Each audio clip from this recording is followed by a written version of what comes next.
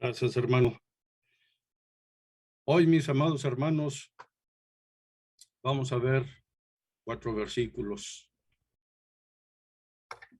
En estos 4 versículos vamos a ver 4 elementos de doctrinas cardinales. Si me permiten, voy a dar paso a la lectura de estos versículos. La palabra de nuestro Señor dice: y si invocáis por Padre aquel que sin acepción de personas juzga según la obra de cada uno, conducíos en temor todo el tiempo de vuestra peregrinación, sabiendo que fuisteis rescatados de vuestra vana manera de vivir, la cual recibisteis de vuestros padres, no con cosas corruptibles como oro y plata, sino con la sangre preciosa de Cristo, como de un cordero sin mancha y sin contaminación, ya destinado desde antes de la fundación del mundo, pero manifestado en los postreros tiempos por amor de vosotros, y mediante el cual creéis en Dios, quien le resucitó de los muertos y le ha dado gloria, para que vuestra fe y esperanza sean en Dios. Amén. Iniciamos, mis amados hermanos.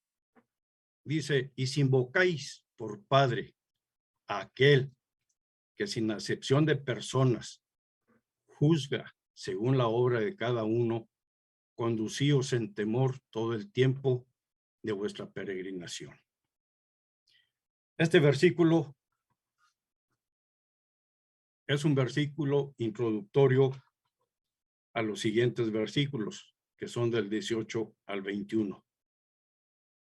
Dice: puesto que invocáis por Padre aquel que sin acepción de personas juzga. Bien, todo hombre, tenemos un padre biológico. Todos. Seamos creyentes o no creyentes. Pero no todos tienen un padre como el que tenemos nosotros. Como nuestro Padre es omnipotente, omnisciente y omnipresente. Eso lo tienen los no creyentes. No, mis hermanos. Nosotros, como hijos de Dios, gozamos de ese poderoso Padre. En el Antiguo Testamento, los creyentes invocaban al Padre Dios. ¿Cómo lo hacían? Lo hacían mediante los profetas. Estos profetas era la conexión que los creyentes en el Antiguo Testamento tenían con Dios.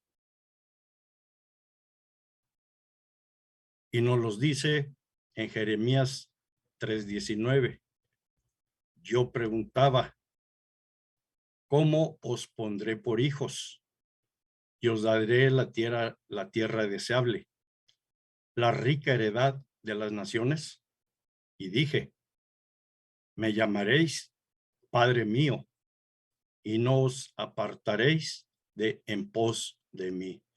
¿Quién se preguntaba? Nuestro Jehová. Y él mismo les dijo: me llamaréis Padre mío. ¿Qué pasa en el Nuevo Testamento, mis hermanos? Ya no tenemos profetas, pero tenemos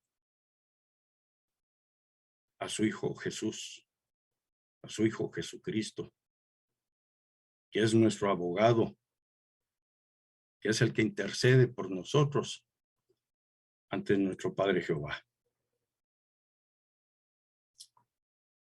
Él nos enseñó una oración para que nosotros tengamos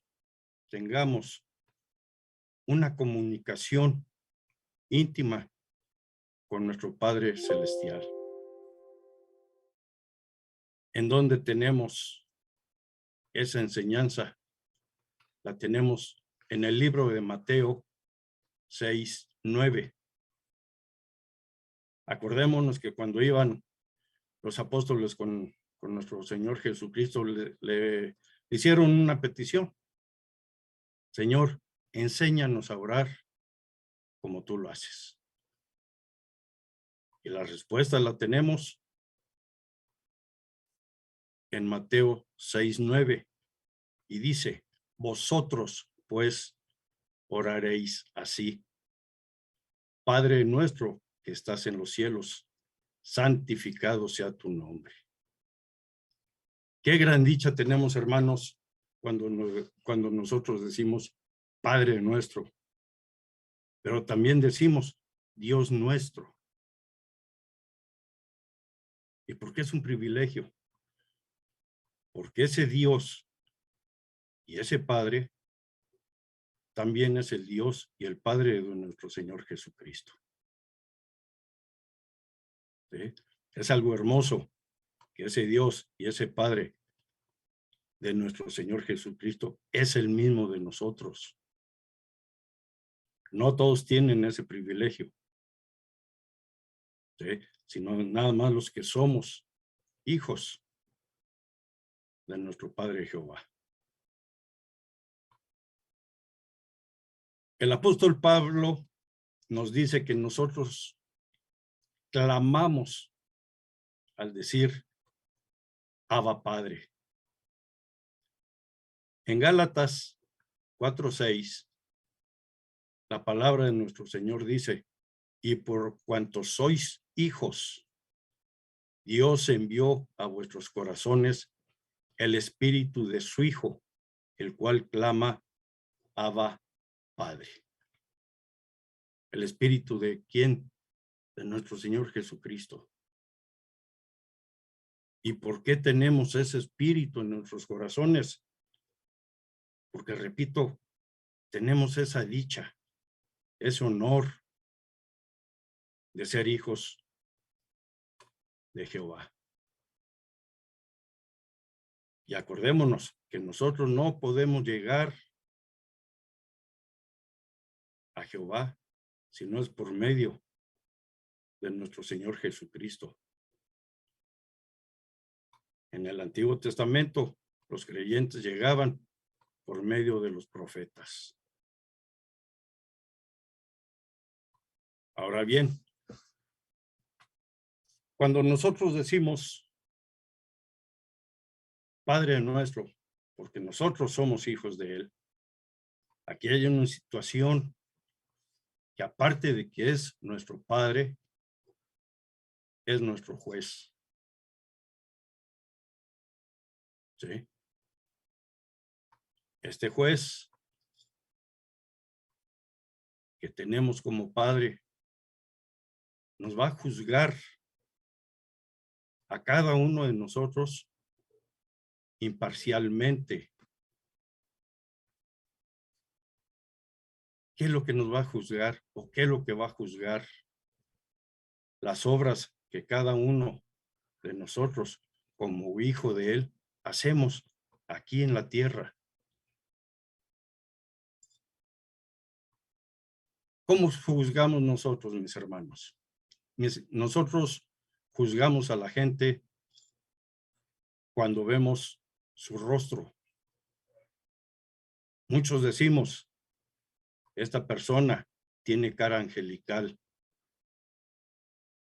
No sé dónde han visto a los ángeles para que digan esa expresión. Muchos enjuiciamos a una persona por la mirada que tiene. Sí, hay muchos seres humanos que tienen una mirada penetrante. Otros tienen una mirada calmada, ¿sí? Que refleja bondad, que refleja paz. Y hay otros que tienen una mirada pesada. O tenemos un rostro pesado y muchas veces se juzga. Cuídate de él, porque tiene un rostro de malo. Nosotros nos juzgamos duramente y desafortunadamente no conocemos a la persona que estamos juzgando. Pero aquí viene la respuesta de nuestro Padre Celestial en el Salmo 16:7. Y Jehová respondió a Samuel: no mires a su parecer, ni a lo grande de su estatura, porque yo lo desecho. Nuestro Jehová desecha todas esas cosas. A como nosotros catalogamos al otro ser humano, nuestro Padre Celestial la desecha. ¿Por qué?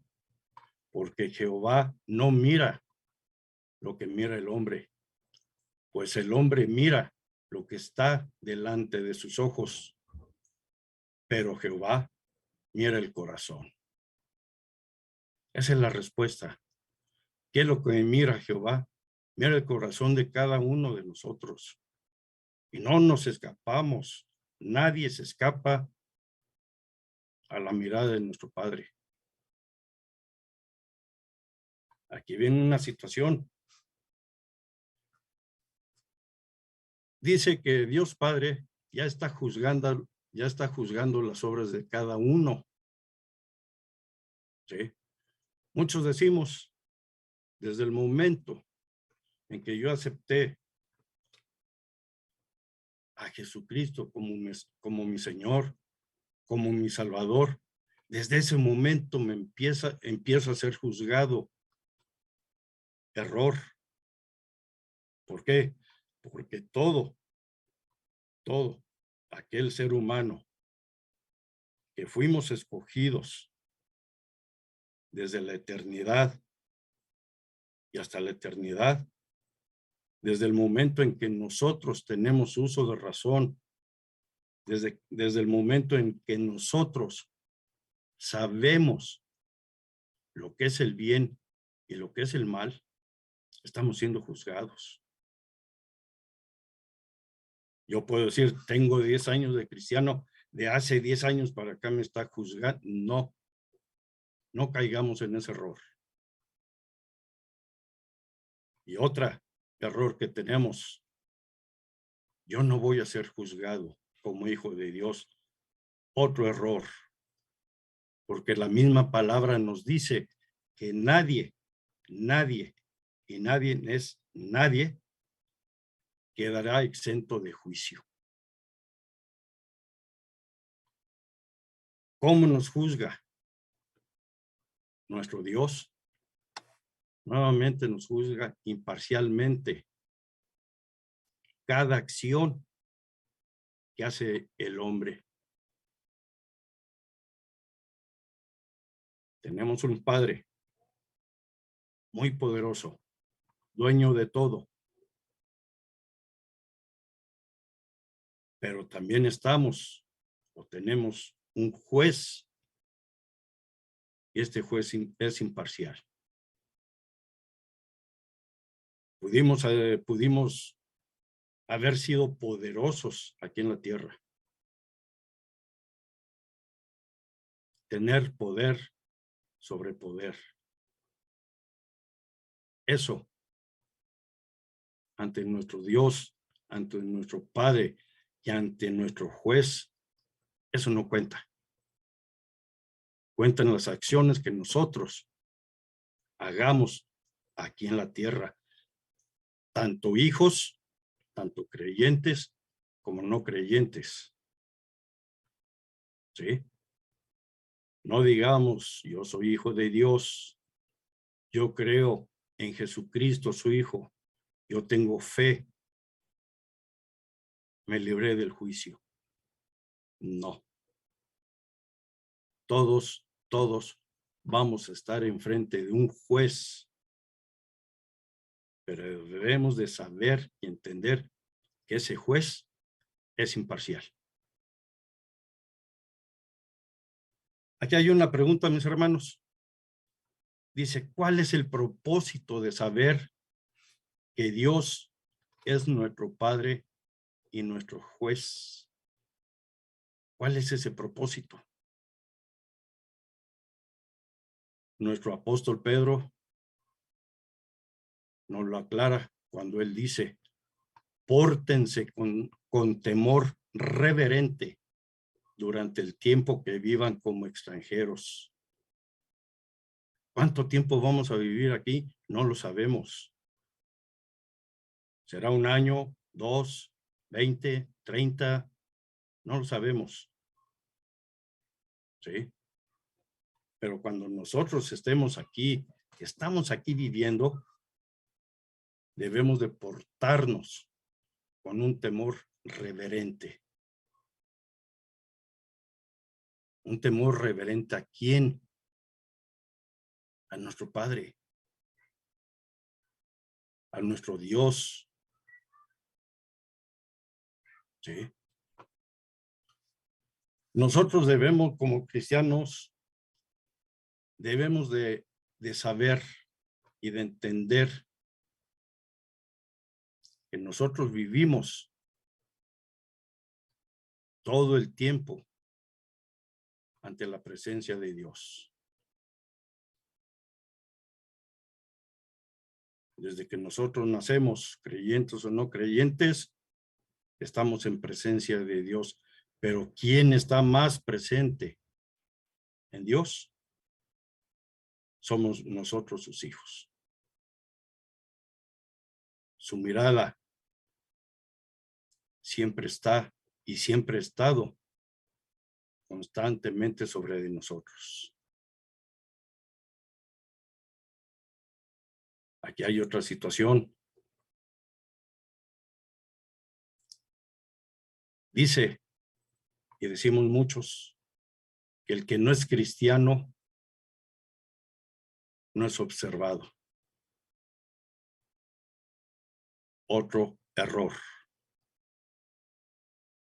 Porque también los que no son creyentes, los que no son cristianos, están siendo observados cuidadosa y meticulosamente por Jehová. ¿Y por qué? Para ver qué dicen y qué hacen. Muchos de nosotros podemos decir, bueno, la palabra de nuestro Señor dice que los del mundo, su padre es el diablo. Que Dios los deja que hagan lo que ellos quieran. ¿Sí?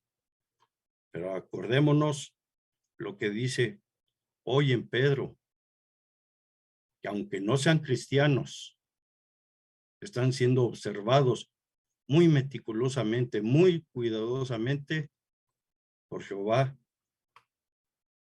para ver qué dicen y qué hacen. ¿Por qué? Porque hay muchos no creyentes que actúan mejor que un cristiano, que tienen su religión en donde creen en las vírgenes, en donde creen de los santos. Una religión equivocada, una fe equivocada, pero actúan mejor que un cristiano. Por eso nuestro Dios, ¿cómo nos va a juzgar? Con lo que nosotros tenemos en el corazón. ¿Cómo nos va a juzgar? Por lo que se dice, por lo que dicen y por lo que hacen esas gentes que no son cristianas, esos seres humanos, perdón, que no son cristianos o que no son creyentes. ¿Qué debemos de hacer nosotros como hijo de Él? vivir en santidad. ¿Por qué? ¿Quién nos escogió? Porque el que nos escogió es santo. Y si nosotros vivimos en santidad, debemos de reflejar como hijos las virtudes del Padre. No del Padre humano, sino de nuestro Padre celestial, de Jehová, Dios de los ejércitos. Ese es nuestro Padre. Es poderoso. Es el dueño de todo. Tenemos un Padre que no lo cambiamos. Tenemos un Padre que nos escogió, no porque seamos guapos, bonitos, fuertes, ricos, poderosos. Nos escogió porque Él así lo quiso. La nueva versión internacional, mis hermanos, traduce correctamente la palabra temor al calificarla con el adjetivo reverente. ¿Cómo debe de ser la relación que nosotros, como hijos, debemos de tener con Jehová? Es una relación de respeto, es una relación de amor, de obediencia. Y que Dios quiere que nosotros como hijos vivamos en santificación. No debemos de tener miedo de nuestro Padre. Debemos de tener respeto. ¿Sí? Hace poco oí, yo no le tengo miedo a Dios. Es una falta de respeto. ¿Sí? Porque para mí, decir no le tengo miedo a Dios, estoy siendo completamente irreverente. No tengo el respeto o no le estoy dando el respeto debido que merece Dios. ¿Sí? Aquí viene otra pregunta. Dios quiere que nosotros vivamos como extranjeros en esta tierra. ¿Y por qué quiere que vivamos así? Para que nosotros difundamos sus leyes, sus normas, tanto las de Él como la de nuestro Señor Jesucristo. ¿Sí? Es lo que quiere. ¿Y por qué somos extranjeros en este mundo? La respuesta la tenemos en Filipenses 3:20. La palabra del Señor dice, mas nuestra ciudadanía está en los cielos, de donde también esperamos al Salvador, al Señor Jesucristo. ¿Dónde es nuestra casa? Está en los cielos. Está al lado de nuestro Dios, de nuestro Señor Jesucristo y de muchos hermanos que se nos han adelantado. Allá en el cielo es nuestra ciudadanía, no es aquí.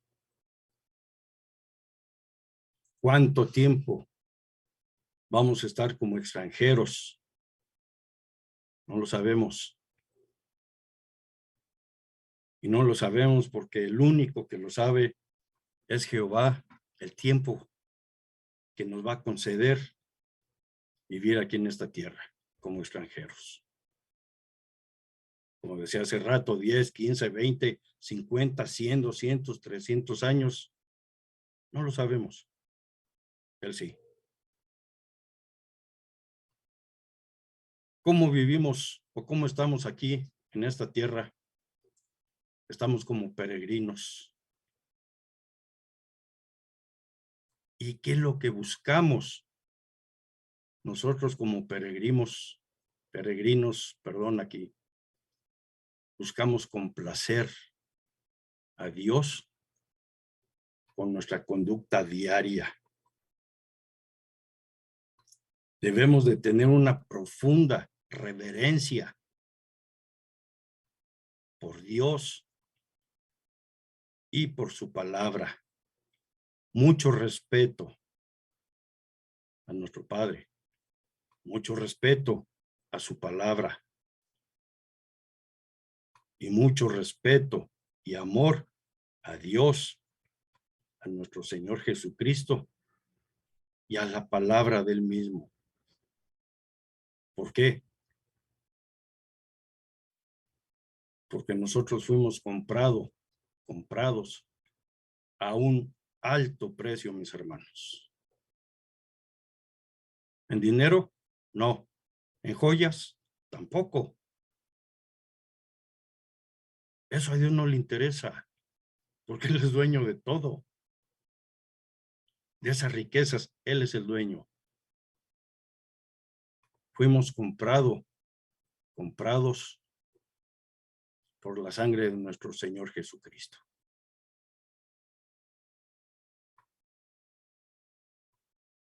En el versículo 18 viene la primera doctrina cardinal. La palabra de nuestro Señor dice: sabiendo que fuisteis rescatados de vuestra vana manera de vivir, la cual recibisteis de vuestros padres, no con cosas corruptibles, como oro o plata. ¿Qué recibimos de nuestros padres humanos? Padres humanos. Una vida vana, una vida hueca, una vida vacía. ¿Sí? ¿Quién nos rescató de esa vida? Nuestro Señor Jesucristo. Y la primera doctrina es la redención. La redención nos están diciendo que tiene dos aspectos, uno negativo y uno positivo. ¿Cuál es el negativo? Que la redención no se compra con cosas o con elementos perecederos. Aquí la palabra nos dice el oro, plata y oro. ¿Por qué fuimos comprados? Por la sangre de nuestro Señor Jesucristo. Y esta sangre tiene un significado que es eterno. La sangre de nuestro Señor Jesucristo no es perecedera. Aquí nosotros debemos de recordar, hermanos, y debemos de saber que la salvación nosotros la debemos de llenar de gozo, de un gozo indecible y glorioso. ¿Qué es indecible? Que esta salvación es tan grande, tan inmensa, que nosotros no podemos expresar ese sentimiento que tenemos o que sentimos acerca de esa salvación. Acerca de esa salvación que fue comprada con la sangre de nuestro Señor Jesucristo. Yo no lo puedo expresar. El gozo que yo tengo al saber que yo fui salvo en el momento en que acepté a mi Señor Jesucristo como Redentor. No lo puedo expresar. Simple y sencillamente puedo decir gracias. Todos nosotros, los creyentes, sabemos que nuestro Padre Celestial, por medio de nuestro Señor Jesucristo, nos redimió a un alto y enorme costo. Es su sangre. El apóstol Pedro hace una evaluación del costo de la redención y la hace utilizando cosas o elementos que son perecederos. El apóstol dice plata y oro. Estos dos son metales y estos metales están catalogados como los menos perecederos, los menos los que tardan más en descomponerse, los que tardan más en entrar en corrupción o en degradarse. ¿Sí? ¿Qué es lo que pasa cuando nosotros ponemos la plata a la intemperie? Se pone negra, se opaca, pero si la ponemos ante sustancias corrosivas, la plata se desintegra. El oro también entra en esa etapa. Lo podemos dejar millones de años a la intemperie, se empieza a degradar, se empieza a marchitar o a perder su color, ese color amarillo que tanto es deseado.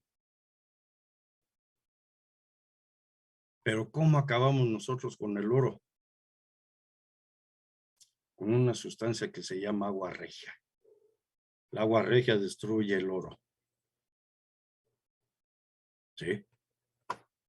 Por eso nos dicen que son dos de los elementos que son menos perecederos, pero al fin perecen también ellos. Aquí el apóstol Pablo nos dice que las posesiones terrenales no sirven para nada como pago para la redención de los creyentes. No podemos llegar ante nuestro Padre y decir, traigo tanto oro, traigo tanta plata, dame mi redención. No podemos hacerlo. ¿Por qué? Porque estamos haciendo, no tenemos el respeto para nuestro Padre. No podemos comprar nuestra redención. En Isaías 52:3, la palabra de nuestro Señor dice, porque así dice Jehová, de balde fuisteis vendidos, por tanto, sin dinero seréis rescatados. ¿Se nos puede rescatar con dinero, hermanos? No. ¿Con oro, con plata, con joyas, con diamantes? No. Y si hacemos nosotros eso, como lo hacen, como lo hacen esos grupos carismáticos, están mal.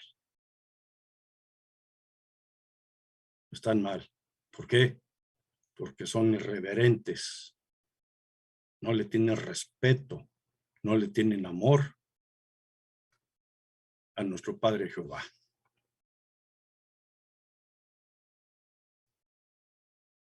Es algo tremendo y lo estamos viviendo en la actualidad con esos grupos carismáticos. Aquí vamos a definir qué es la palabra redimir. Que la oímos y a lo mejor decimos, bueno, ¿qué es redimir? ¿Sí? Que no nos dé vergüenza, mis hermanos, tomar un diccionario o preguntar. Porque es más ignorante el ignorante que se queda con la duda que el ignorante que pregunta. Y muchos somos de esos. No pregunto porque ¿qué van a decir? Bien, aquí va lo que significa la palabra redimir.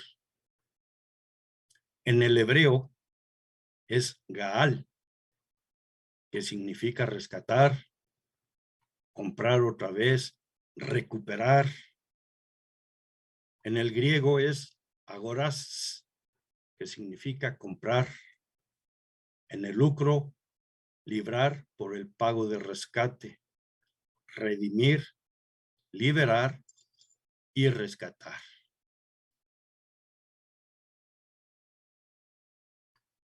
Cuando nosotros compramos algo y lo vendo y lo vuelvo a comprar, ¿qué estoy haciendo?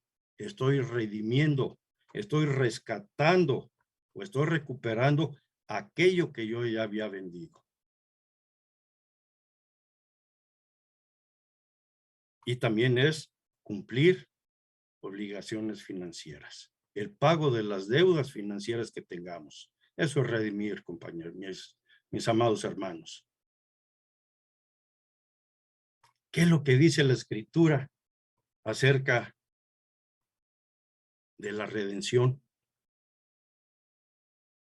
Acordémonos que allá en el Antiguo Testamento, nuestro Dios, ¿a quién redimió? Redimió a su pueblo. ¿De qué lo rescató? Del yugo de la esclavitud. ¿De quién? De Egipto.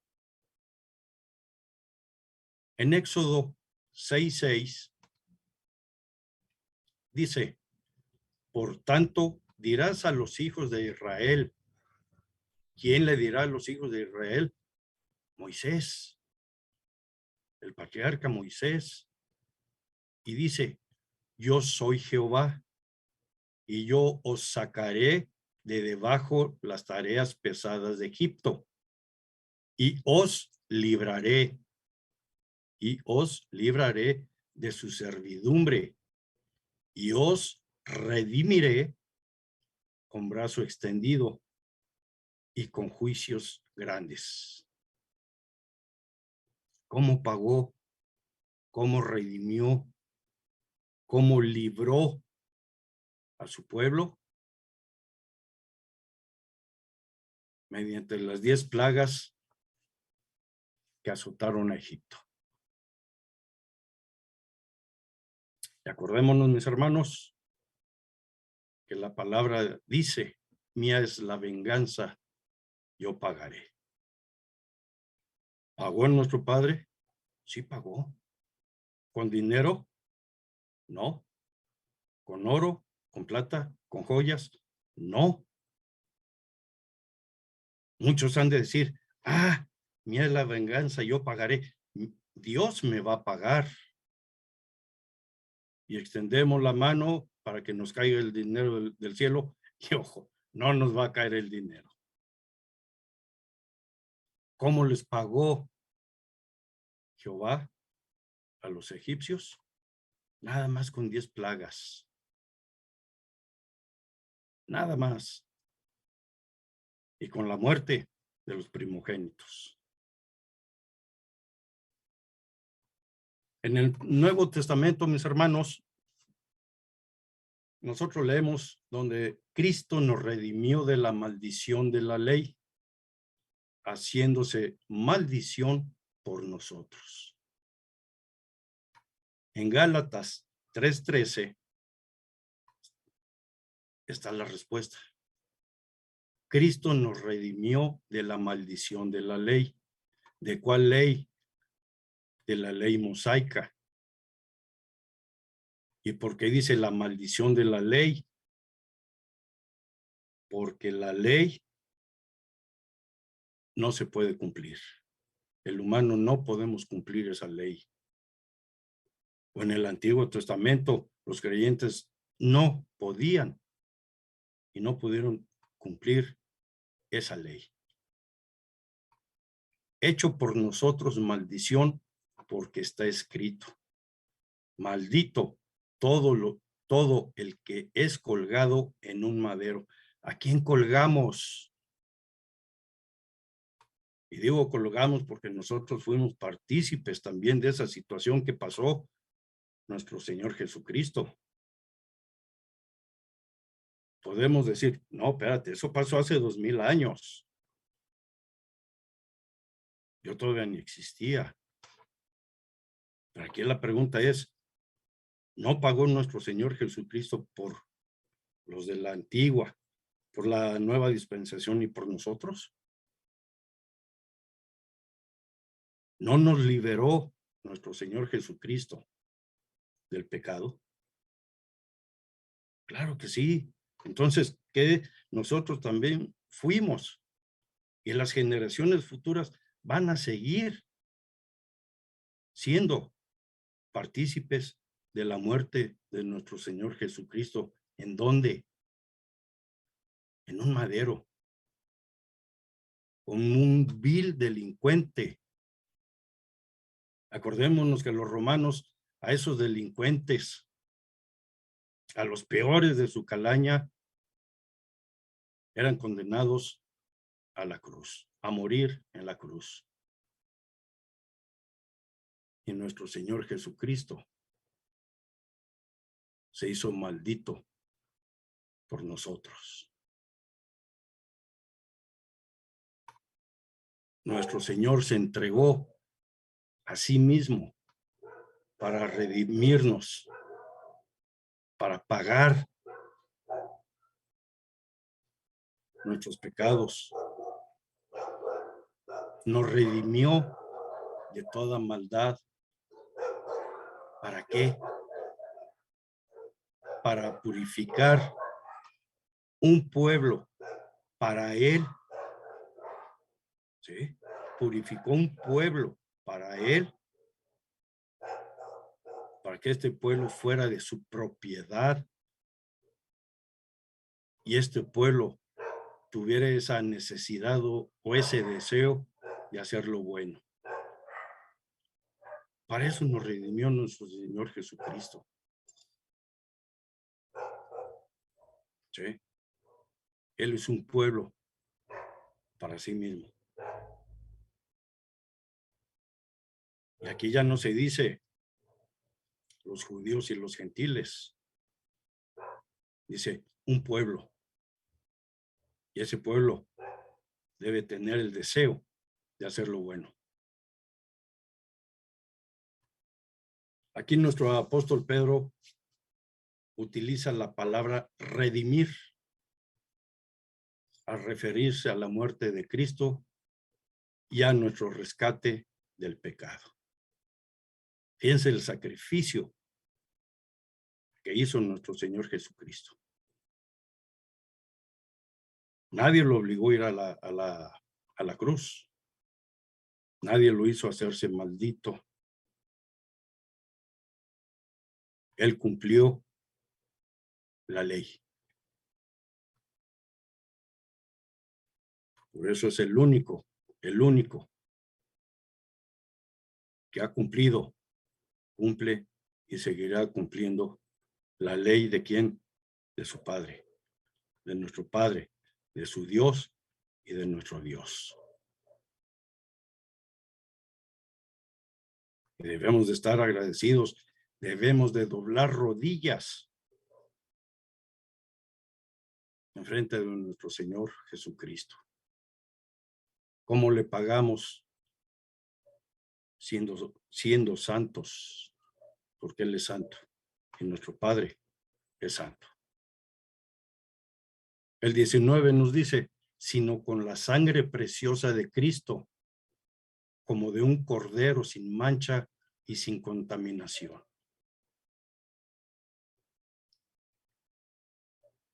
Esta es la otra doctrina cardinal, la sangre de Cristo.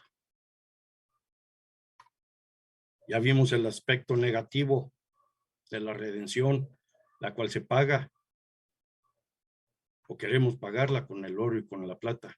Error. Lo positivo es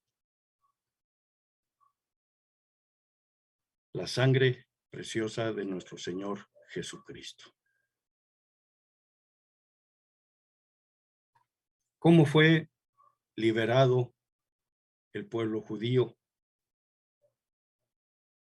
Acordémonos que nuestro Jehová pagó con las 10 plagas, pero también hizo que pagaran con la muerte de los primogénitos. Aquí nuestro apóstol Pablo nos habla como un judío, el cual conocía la historia y el rito de la Pascua. Acordémonos que el pueblo judío había sido liberado de la esclavitud de Egipto. ¿Qué hizo nuestro Jehová?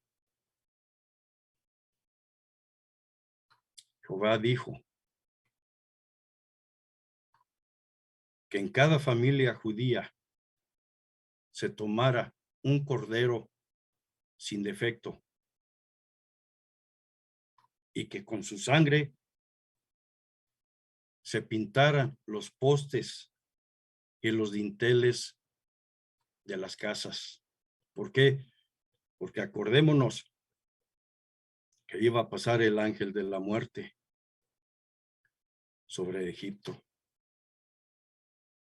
Y esa fue la señal para el ángel de la muerte, no tocar al pueblo judío, al pueblo amado de nuestro Padre Celestial. Y también les dijo cómo comer ese cordero. ¿Sí? ¿Qué es lo que pasa en el Nuevo Testamento? En el Antiguo Testamento se hacían sacrificios de animales. En el Nuevo Testamento, mis amados hermanos, nos enseña que nuestro Señor Jesucristo es ese cordero de la Pascua.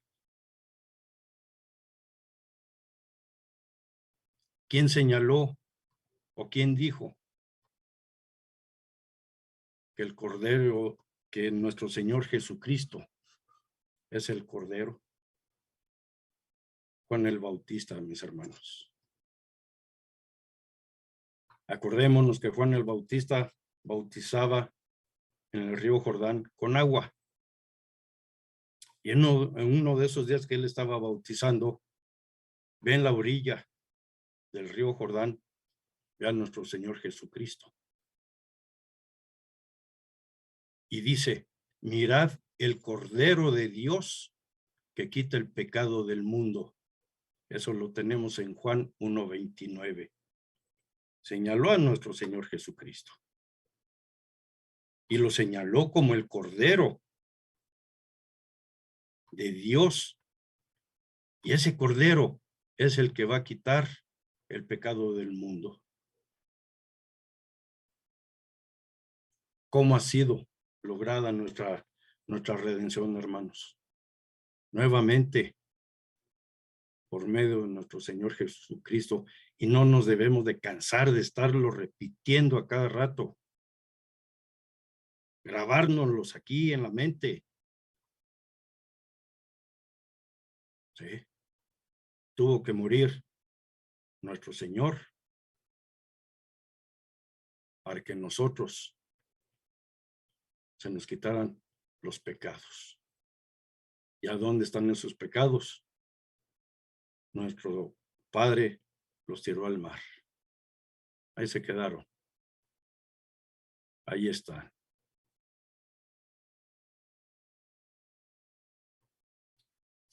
La redención de nosotros fue lograda por medio de nuestro Señor Jesucristo.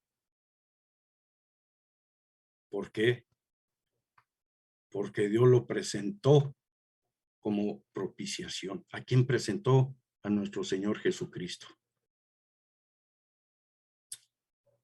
La palabra propiciación proviene del latín propitiatio onis y tiene dos significados. Uno, acción agradable a Dios con que se le mueve a piedad y misericordia. Y sacrificio que se ofrecía en la ley antigua para aplacar la justicia divina y tener a Dios propicio. ¿Qué fue agradable para nuestro Dios? El sacrificio de ese cordero, el que iba a quitar el pecado del mundo. En Romanos 3:25 dice, a quien Dios puso como propiciación por medio de la fe en su sangre, para manifestar su justicia a causa de haber pasado por alto en su paciencia los pecados pasados. ¿Qué pecados? Los que nosotros tuvimos antes de ser hijos de Dios, antes de aceptar a nuestro Señor Jesucristo como nuestro Salvador. ¿Sí? Aquí el autor de Hebreos nos dice que el Señor Jesucristo no entró al lugar santísimo por medio de la sangre de machos cabríos, ni de becerros. Entró a este lugar santísimo una sola vez y para siempre por su propia sangre, habiendo obtenido eterna redención. Acordémonos que el lugar santísimo entraba nada más el sumo sacerdote. Cuando nuestro Señor Jesucristo muere en la cruz, esa cortina, ese velo que se tenía, se rasgó, se abrió en dos partes. ¿Sí? Y por esa sangre de nuestro Señor Jesucristo, nosotros ahora tenemos, por así decirlo, ese derecho o ese honor de entrar al lugar santísimo a platicar con nuestro Padre Celestial. ¿Sí? Ese lugar santísimo no fue por la sangre de animales, fue por la propia sangre de nuestro Señor Jesucristo. En el Nuevo Testamento nos da una enseñanza acerca de nuestro Señor Jesucristo. Él es nuestro Redentor. ¿Qué significa esta palabra Redentor? Que nuestro Señor Jesucristo tenemos la redención mediante su sangre. Y mediante su sangre nosotros tenemos el perdón de nuestros pecados. ¿Cómo pagó nuestro Señor nuestros pecados? ¿Cómo pagó nuestro Señor nuestra salvación? Por su sangre. Por la sangre de Él. No de un cordero.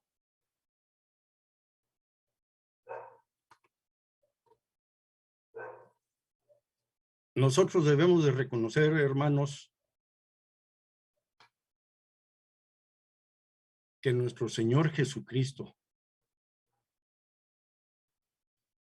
nos ha salvado del poder y de la destrucción del pecado. ¿El pecado tiene poder? Claro que tiene poder. Y el pecado destruye. El pecado nos destruye día a día. Y ese pecado que tenemos nosotros, lo pasamos a nuestras familias y seguimos destruyendo ese pecado, con ese pecado. Pero ¿qué hizo nuestro Señor? Nos salvó del poder y de la destrucción de ese pecado. ¿Cómo lo hizo? Derramando su sangre en esa cruz del Calvario. Aquí nos dicen el autor que la expresión redentor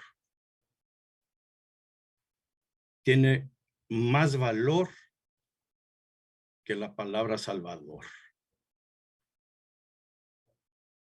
¿Por qué nos dice eso? Simple y sencillamente porque nuestro Cristo, al ser un redentor, Él pagó con su sangre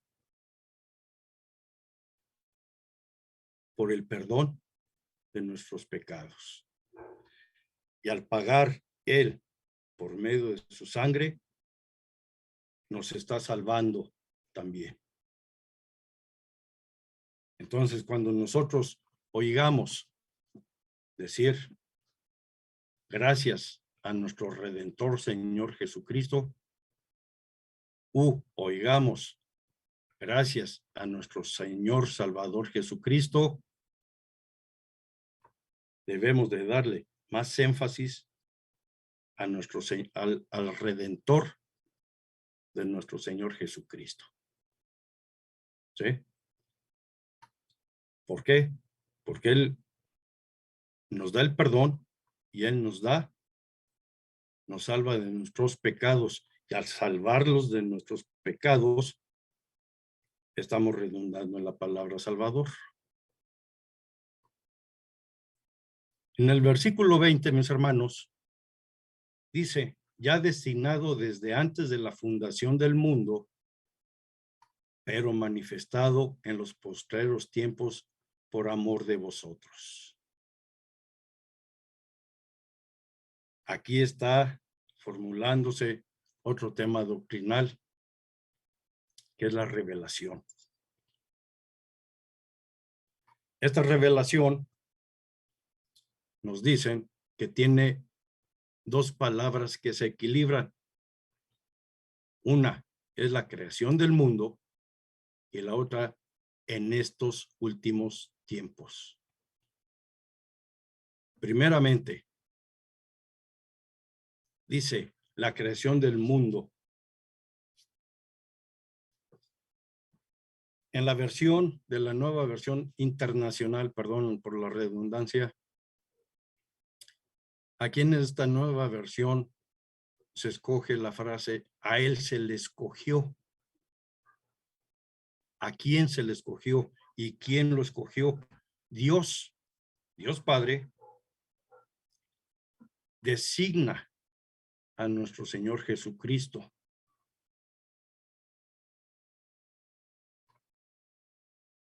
Antes de la creación del mundo,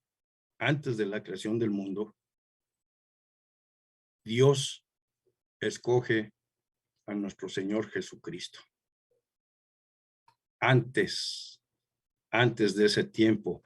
¿Antes de qué tiempo? Antes de que nuestro Padre creara en donde vivimos, en este mundo. Aquí muchos podemos decir, es que Dios primero hizo el mundo y luego escogió a nuestro Señor Jesucristo. No. Aquí estamos en un error. Dios, desde antes de la fundación de este mundo, ya había escogido a nuestro Señor Jesucristo. ¿Sí? Nuestro Señor Jesucristo fue, o Dios designó desde la eternidad a nuestro Señor Jesucristo. No fue después. Acordémonos que Dios no se equivoca. ¿Sí? No es humano, no es hombre para equivocarse.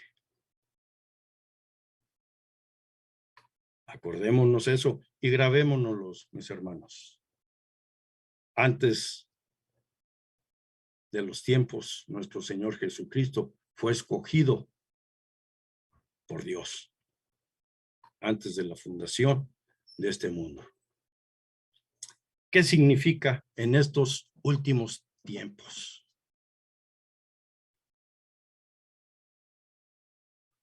Hay una similitud, o hay un equilibrio más que nada entre la eternidad y el tiempo. Cristo fue escogido en la eternidad, pero fue manifestado, escuchemos bien, fue manifestado dentro del tiempo. ¿Dentro del tiempo de qué? Dentro del tiempo de la creación de este mundo. ¿Sí? Dios ya estaba apuntando el nacimiento de nuestro Señor Jesucristo desde antes de la fundación del mundo. En Juan 1:14 nos dice, y aquel verbo fue hecho carne y habitó entre nosotros y vimos su gloria, gloria como del unigénito del Padre, lleno de gracia y de verdad. Aquel verbo fue hecho carne. ¿Cuál fue ese verbo? Nuestro Señor Jesucristo. ¿Sí? Nuestro Señor Jesucristo fue hecho carne, habitó entre nosotros. ¿Sí? En el momento de la concepción y el momento del nacimiento, nuestro Señor Jesucristo entra en este mundo pecador. ¿A qué vino nuestro Señor Jesucristo? ¿Cuál fue el propósito? Pues el propósito, mis hermanos, fue salvar a los escogidos. ¿Sí?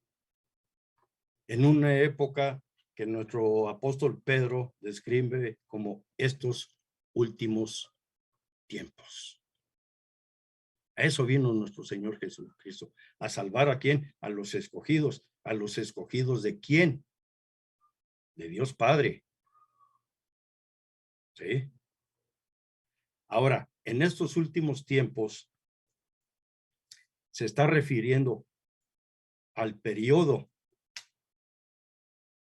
del nacimiento de nuestro Señor Jesucristo hasta su eventual regreso. Esto constituyen estos últimos tiempos.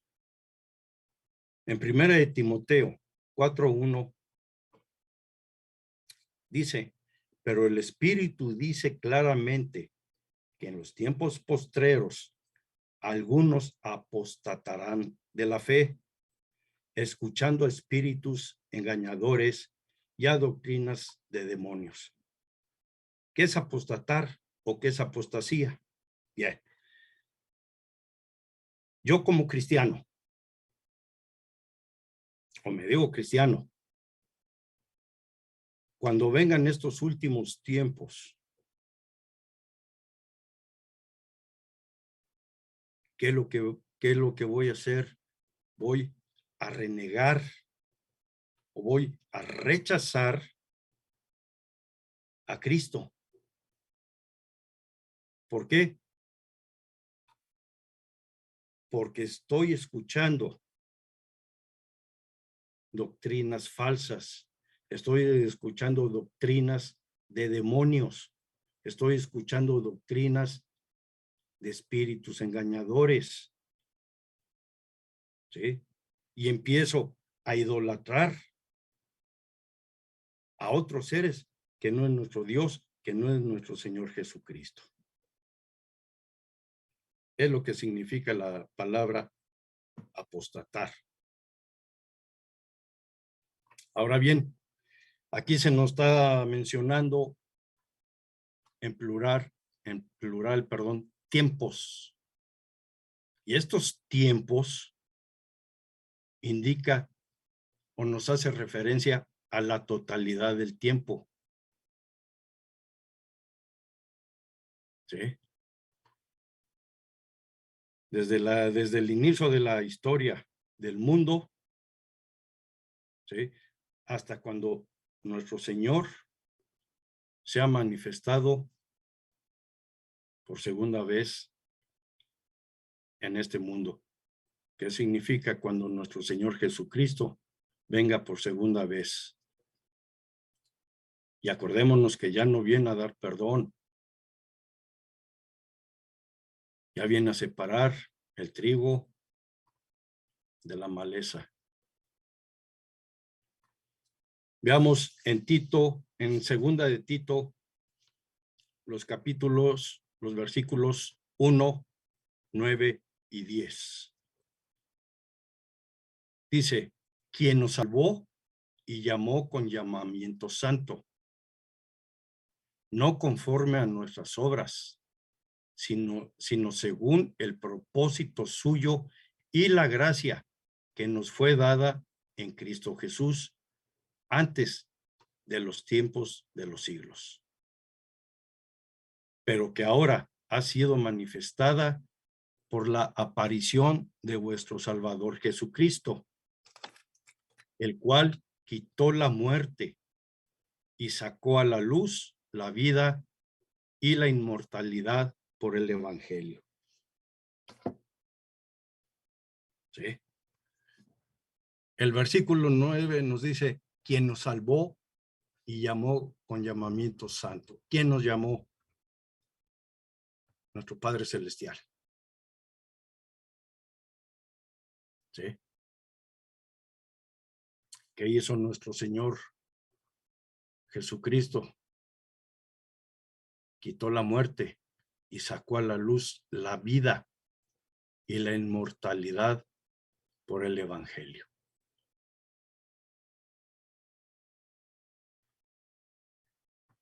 ¿Cuál es la designación de nuestro Señor Jesucristo en la eternidad?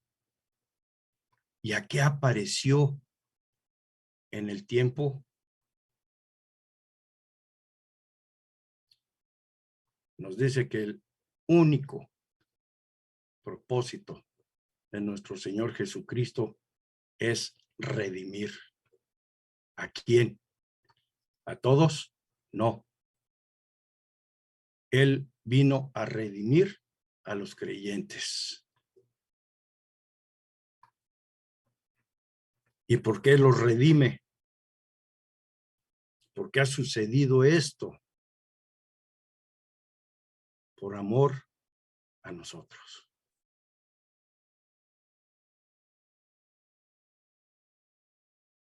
Aquí el apóstol Pedro nos dice que los creyentes, sean judíos, sean gentiles, somos personas altamente privilegiadas. ¿Y por qué somos privilegiadas? Porque Dios nos ama, nos ha amado, nos ama y nos seguirá amando. Mis queridos hermanos, tanto fue su amor, tanto es su amor y seguirá siendo su amor que dio a su único hijo. ¿Sí? Y esto es algo hermoso. Somos privilegiados.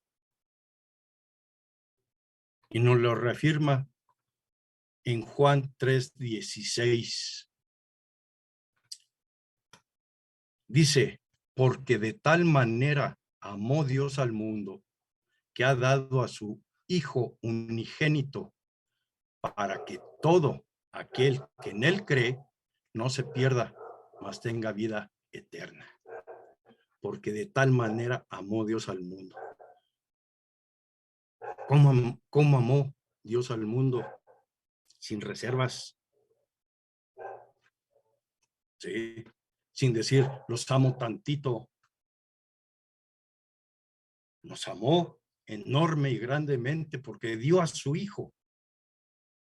Sí, para que todo aquel que creemos en ese Salvador, en su Hijo, no nos perdamos. ¿En dónde nos vamos a perder si no creemos? Nos vamos a perder en las tinieblas. ¿Creemos en Él? Claro que creemos en Él.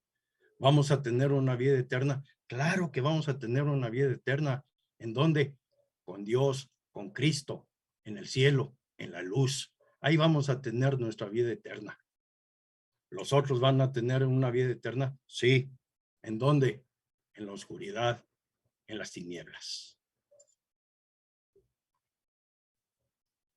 Y en el 21 dice, y mediante el cual creéis en Dios, quien le resucitó de los muertos y le ha dado gloria, para que vuestra fe y esperanza sean en Dios. Aquí viene la sección final de esta doctrina, que es la resurrección.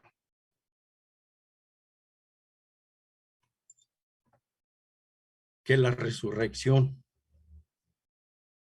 ¿sí?, es el revivir de nuestro Señor Jesucristo.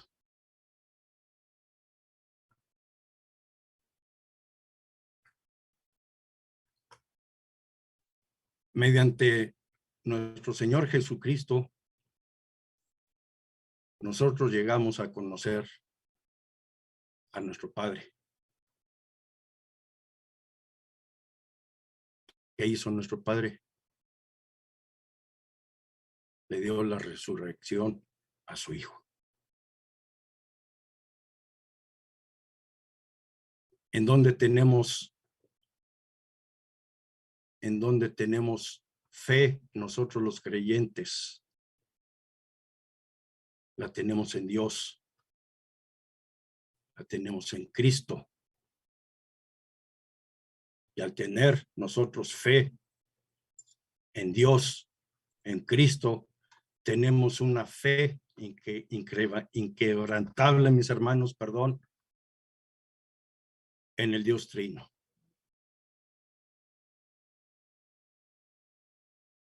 Nosotros no tenemos fe nada más en uno, tenemos en Dios Padre, Dios Hijo y Dios Espíritu Santo. Y al creer nosotros en eso, en ellos, estamos creyendo en Dios Trino. Ahora, otra pregunta. ¿Por qué creemos en Dios? Porque Él ha resucitado a Jesús de los muertos.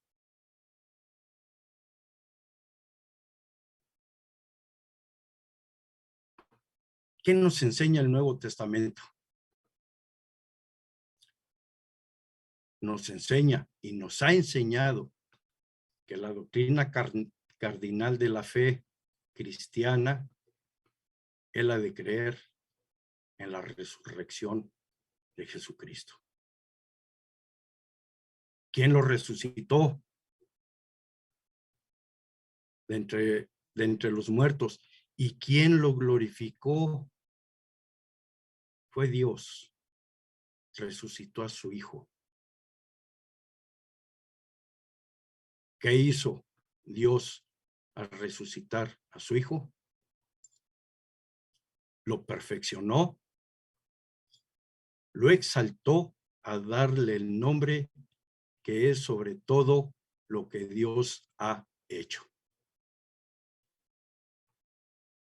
Esto lo podemos ver en Hebreos 2:9.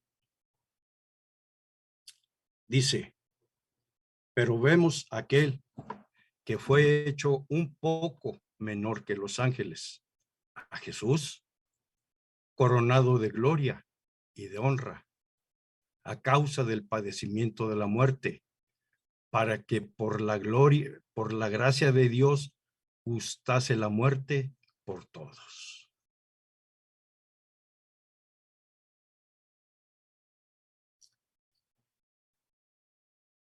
¿En dónde está fundamentada la fe de nosotros? La fe de nosotros está fundamentada en la resurrección de nuestro Señor Jesucristo.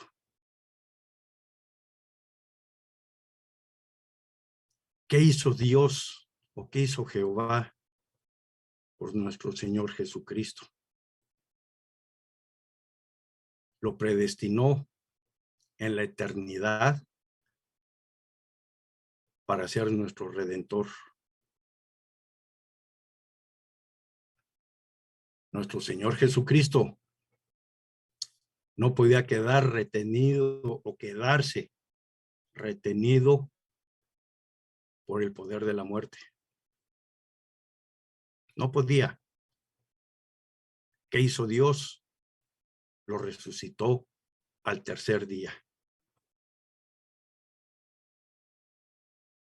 O nos dicen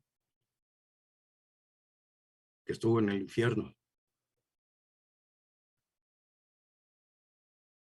Pero nuestro Señor Jesucristo estuvo durante 3 días en el poder de la muerte, no del infierno. Y de ahí lo resucitó su Padre, nuestro Dios. Así es que, mis amados hermanos, nosotros, nuestra fe y nuestra esperanza está puesta hoy, mañana y siempre en nuestro Padre Celestial. Nosotros, como creyentes, tenemos esa certeza, esa promesa que nosotros también vamos a ser resucitados de entre los muertos. Si Dios resucitó a su Hijo, Dios también nos va a resucitar a nosotros de entre los muertos. Allá en 1 Corintios 15:13 dice, porque si no hay resurrección de muertos, tampoco Cristo resucitó. En el 14 dice, y si Cristo no resucitó, vana es entonces nuestra predicación, vana es también nuestra fe. Aquí la pregunta, ¿resucitó nuestro Señor Jesucristo? Claro que resucitó. ¿En dónde está? Está sentado a la diestra de Dios Padre. Ahí está.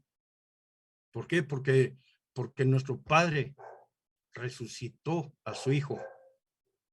Y tenemos nosotros la promesa también de que vamos a resucitar como lo hizo nuestro Señor. Ahora, aquí la fe y la esperanza están estrechamente vinculadas. Una fortalece a la otra. La virtud de la fe y la virtud de la esperanza se fortalece una a la otra.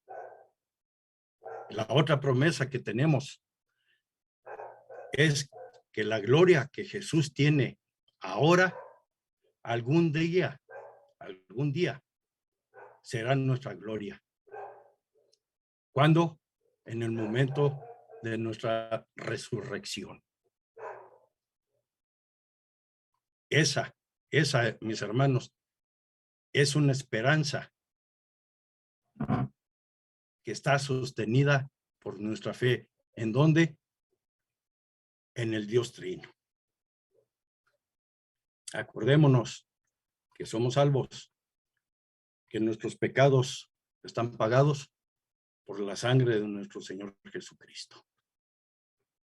Y acordémonos que tenemos la certeza de que algún día nosotros vamos a ser también, o vamos a tener una resurrección como la de nuestro Señor Jesucristo. Y la gloria que Él tiene, nosotros también la vamos a tener, mis hermanos. Eso es una promesa y es una seguridad. ¿Por qué? Porque nosotros tenemos fe y tenemos esperanza. ¿En quién? En ese Dios Trino. Y mis hermanos, como dijera el apóstol Pablo, hermanos, la paz sea con todos vosotros, los que estáis en Cristo. Amén, hermanos.